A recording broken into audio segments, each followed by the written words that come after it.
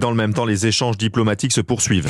Emmanuel Macron s'est entretenu par téléphone durant 1h45 avec Vladimir Poutine. 14e échange entre les deux chefs d'État. Selon l'Élysée, le président russe a redit qu'il atteindrait ses objectifs, soit par la négociation, soit par la guerre. Il a nié auprès de son homologue français que son armée prenne des civils pour cible.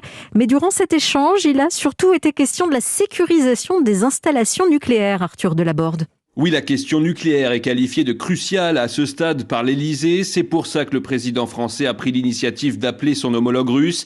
Il lui a d'abord dit que ces derniers jours, la plus grande centrale d'Europe avait été prise dans une situation de confrontation militaire, que désormais aussi la centrale de Tchernobyl est sous contrôle russe.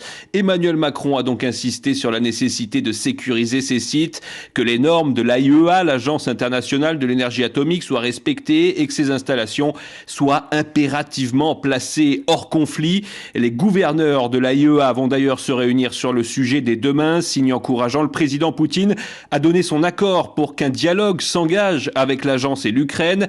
L'homme fort du Kremlin a même dit clairement qu'il n'avait pas l'intention d'attaquer les installations nucléaires.